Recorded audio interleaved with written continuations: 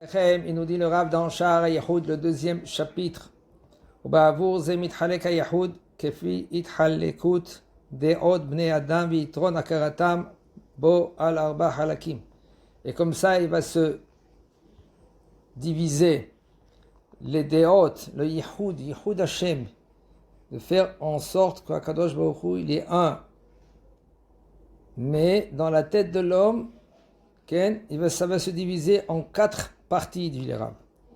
Mais comment un homme, lui, il va comprendre? Qu'est-ce que ça veut dire Akadosh Baruch Hu, Yichud Hashem, de uni Akadosh Baruch Hu.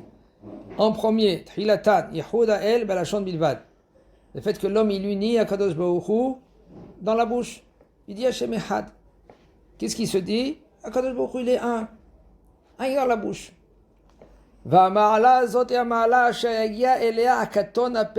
ça, c'est un niveau que qui c'est qui peut arriver à cela? C'est un homme qui est, un homme, une femme, peu importe, il est petit et que tout ce qu'on lui dit, il comprend et il comprend à la lettre. Qu'est-ce que ça veut dire Akadosh Baruch Hu? Qu'est-ce que ça veut dire qu'il est un? Que lui qui ne comprend pas, qu'est-ce que ça veut dire la emuna? Il ne sait pas. C'est pas grand-chose. Ah, Akadosh Baruch Hu, il est un.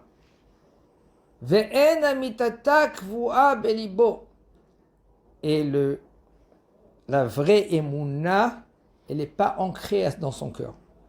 C'est-à-dire qu'il est encore loin, le bono. Il dit Hashem Echad, c'est-à-dire. Je sais que Akadosh Baruch Hu, il est uni. Qu'est-ce que ça veut dire? Quoi? Sans plus. Le deuxième. Yichud Ha'el Balev ou Balashon al Yedei HaKabbalah. Que lui il unit Akadosh Baruch Hu dans son cœur et dans sa bouche. Comment il a compris? Comment il a reçu? On l'a transmis. La Kabbalah ici, c'est le fait qu'on l'a transmis.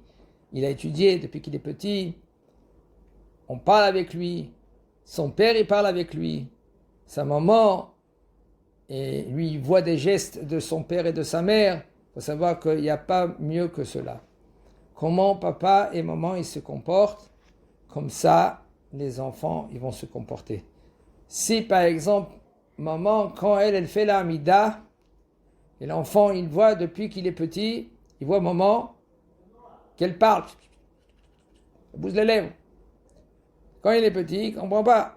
Mais quand il va doucement, il va s'habituer à cela, il va comprendre que sa mère, elle parle à qui? La Emouna, elle va commencer à rentrer en lui. Comment papa et maman, ils se comportent à la maison, ça transmet aux enfants.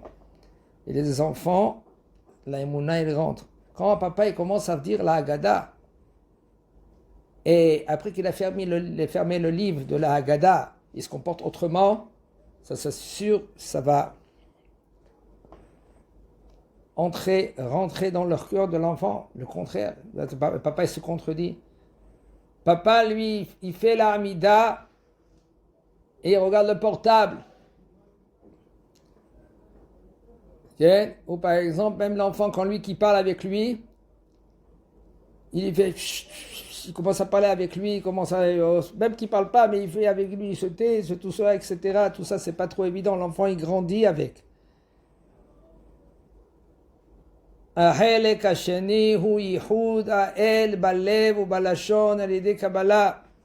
Le deuxième, c'est que le fait que tu unis Akadosh Baruch Hu avec ta bouche, avec ton cœur.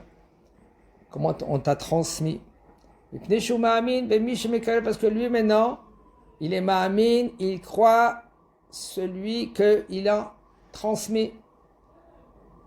Son père, comme une fois le Rav Moshe Tzadka, il nous a dit, j'ai reçu la Yirat Shamayim.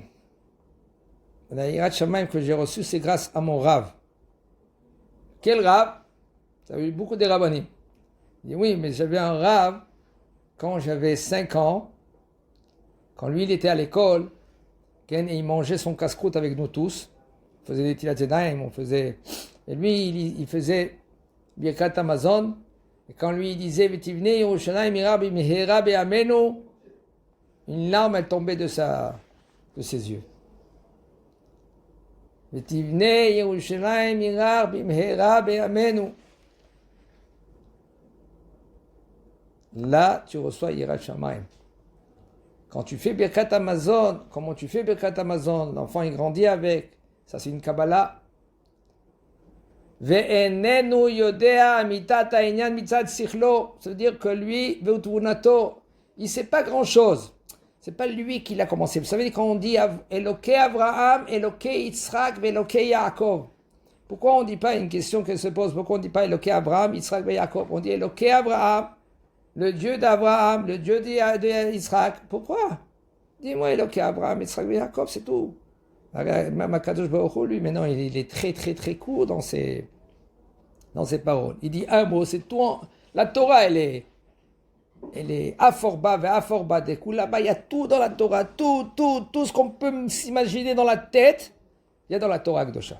Alors pourquoi Akadosh Baruch Hu, il demande aux Chachamim, quand vous allez instituer la Tfila, alors qu'Abraham, qu'Yitzhak, qu'Yaakov, il faut savoir que Yitzhak, il était géant. Même qu'il a reçu de son père de Abraham toute la Torah Kedosha. Les ancêtres, ils faisaient la Torah à la lettre. Il savait tout, il comprenait tout, il a reçu tout de son père. Mais il est arrivé de lui-même à comprendre le Retzon Hashem Yitbarach à la lettre. Lui-même, il a travaillé dur et sec pour comprendre le Emet Hashem Yitbarach dans ce monde-là. C'est pour ça qu'on appelle Eloké Yitzhak. Et puisque maintenant ce bonhomme-là, le deuxième, lui, il ne comprend pas de lui-même.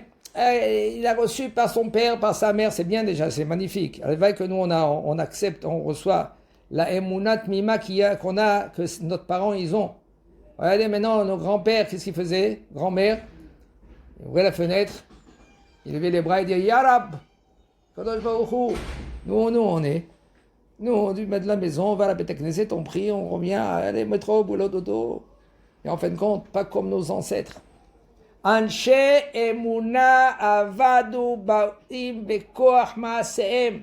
Nos ancêtres, c'est des Anshe emuna. Où ils sont? Avadu. Avec leurs actions, ils viennent.